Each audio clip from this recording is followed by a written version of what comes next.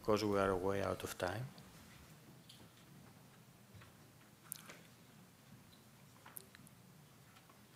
So, then the question that I will address to all of us would be, and especially the panel, where are we standing now after all these interesting talks? LASIK is still the most popular refractive procedure worldwide, with more than 40 million procedures done since 1991, although it's declining, and the LASIK trend is showing since 2007, a clear downward trend. So, PRK is reviving due to the trans-PRK module that has been introduced very successfully.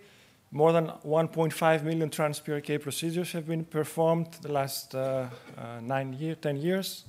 And particularly, it's the hype about combined procedures, trans-PRK with cross-linking for corneal ectasia that also helps to the boom of this technique. And of course, we have the emerging technique of SMILE, which is expanding rapidly and has not reached its peak yet. SMILE has an FDA approval for myopia. As far as I know, just a pre-market approval for myopic astigmatism, but they expect to expand their indication range, and they have surpassed the 1 million procedures since 2007. So what about LASIK? How are we doing in regards of LASIK? There's a great meta-analysis, maybe the most comprehensive in the literature, 2016, with 97 reviews, more than 67,000 eyes in the study, showing that uncorrected distance visual acuity of 20/20 or better was achieved for more than 90.8% of the eyes. And the target refraction within 1 diopter, plus minus 1 diopter from the target refraction, was achieved in 98.6% of the eyes. Only 0.6% of the eyes lost 2 or more lines of corrected distance visual acuity, and patient dissatisfaction was also very low, 1.2%. So these are fantastic results for the LASIK procedure. And if we move to PRK, the best review article on that was from the group from Bruce with Alex Short in the Cochrane database, showing that PRK and LASIK have actually similar clinical outcomes 1 year post-op. Now, the modification of PRK, the trans-PRK technique, as I mentioned before, was introduced, and it was shown that actually trans-PRK is safer than conventional PRK, but in terms of efficacy, it's comparable. And in the meantime, there have been also other modules of trans-PRK techniques, smart pulse, trans-PRK, etc. So it's a technique that's been enhanced over time. And the SMILE technique, there are also few papers with comparisons and literature review on that. For myopic corrections, uncorrected distant visual acuity of 20/20 or better was also achieved in almost 90% of the eyes, which is comparable to LASIK. And the target refraction plus minus half diopter was also achieved in 98% of the eyes with long-term stability, showing actually results comparable to LASIK. And another paper also confirms that visual outcomes and safety profile between SMILE and LASIK are comparable. But what is the problem with SMILE? And here I push a bit towards Vincenzo in the debate SMILE versus LASIK. It seems that LASIK is superior in low and moderate astigmatic correction. On the other hand, LASIK is inducing more high-order aberrations compared to SMILE. So the problem basically with LASIK is that, first of all, we have an indication range which is smaller compared to LASIK. So we're talking only about myopia, myopic astigmatism, and the astigmatic corrections are still a problem with the SMILE procedure. Now, comparing LASIK, PRK, and SMILE, LASIK versus PRK, we have similar visual outcomes, similar retreatment rate, and similar quality of life. LASIK has, of course, no discomfort, faster visual recovery, almost no haze. PRK, on the other hand, is suitable for thin corneas. Biomechanically, is more stable and has no flap-related complications. LASIK versus SMILE, the visual outcomes are more or less similar for myopia. There is a problem with astigmatic corrections in low and moderate astigmatism. Patient satisfaction is similar. However, with LASIK, we have faster visual recovery. The retreatments are easy.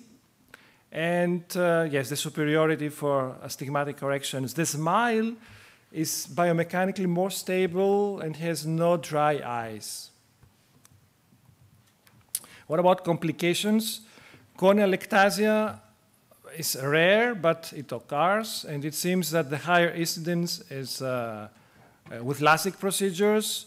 SMILE appears to be biomechanically more stable compared to other procedures. However, the data that we have are based on ex vivo studies, and we don't have long-term data from real life, from real patients, so I would put a question mark here regarding SMILE. Now, we have LASIK-related complications such as epithelial ingrowth, diffuse lamellar keratitis. The stromal haze in PRK is not as big as a problem as it was before. And the regression rate is about 6.3%. It's the same, actually, for LASIK and PRK. Now, the risk for infection is very low. It's a bit higher in PRK procedure.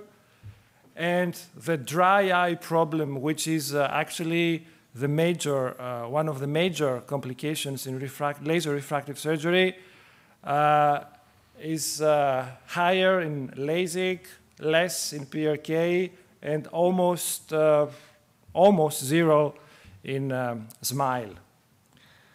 Now, what about post-refractive ectasia? We know that LASIK has higher risk for ectasia compared to PRK and SMILE. However, there have been described ectatic corneas after SMILE, but almost all of these eyes had a problem in the preoperative assessment. They were eyes with high Radleman risk score, or the PTA was also high, above 40%, or they had form-fruste conus. This is something that the authors checked actually later on, after the complication had occurred. Now, the biomechanical profile of SMILE is superior compared to LASIK, but again, we don't have real-time data from real-time patients over a long period of time. And that's why I would say that here there is still a question mark. Now, in terms of corneal biomechanical stability, SMILE and PRK are considered to be equivalent. Again, there is no evidence to support this in a valid manner.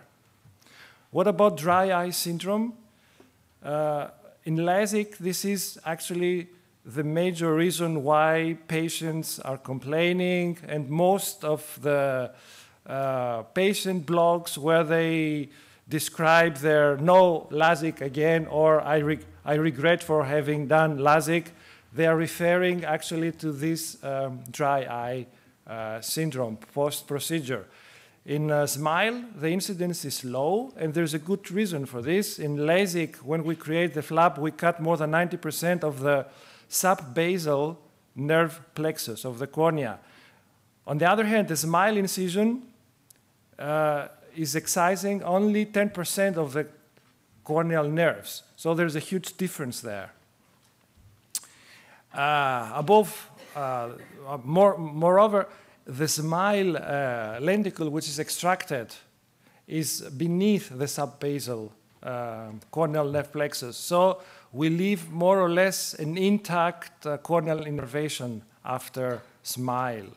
And there's not been described, at least in the literature, the neuropathic pain, the ghost pain in smile patients, which is something that we often see in LASIK patients.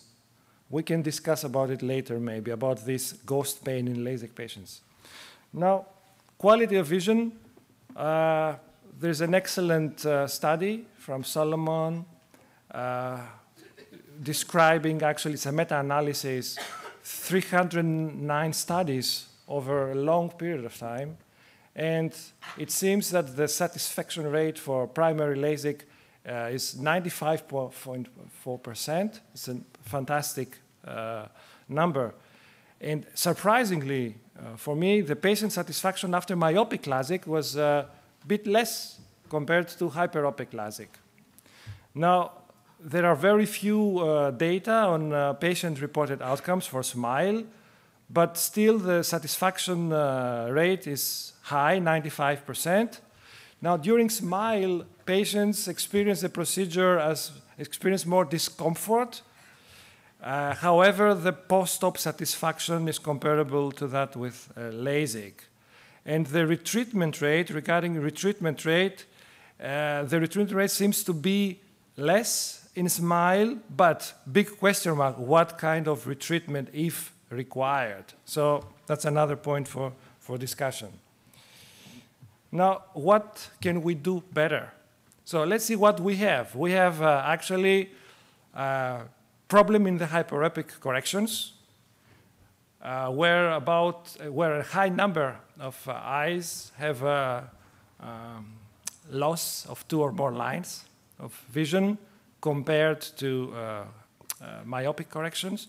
And we also have a high percentage of visual loss in astigmatic corrections, between 1 and 4 diopters. Now, the regression rate in hyperopic and high astigmatic corrections is relatively high. And we still have the unknown factor for post-refractive ectasia. What is required to overcome the current problems? Enhancement of the sedation for the hyperopic ablation profiles, torsional alignment for astigmatic treatments, better control of the regression rate by using maybe cross-linking as an additional treatment for the refractive procedures and for refractive stability, and maybe better biomechanical analysis of our patients for customized risk assessment preoperatively. Now, to sum up for take-home message, all 3 procedures have excellent visual outcomes with very good safety profile. The efficacy and accuracy of the laser procedure is being improved. I think that LASIK has reached the maximum in terms of efficacy and accuracy. For SMILE, there is still room for improvement, both in efficacy and for safety. I think things look actually very good. And PRK with the trans-PRK module is becoming again a very good competitor in the refractive market in terms of safety and efficacy. Now, the patient satisfaction is overall excellent. And never forget that we should choose our refractive options based on customized individual risk-benefit profile of every patient. So again, a reminder for our EVER Congress in October in Nice, France. And thank you again. Thank you, Zisis, for making on time. You finished your talk on time, but you left so many issues open. We can debate all day long for that. I will move on to my talk about correcting post-phacoemetropia with refractive surgery, and maybe later we can have some time to debate on everything we talked about.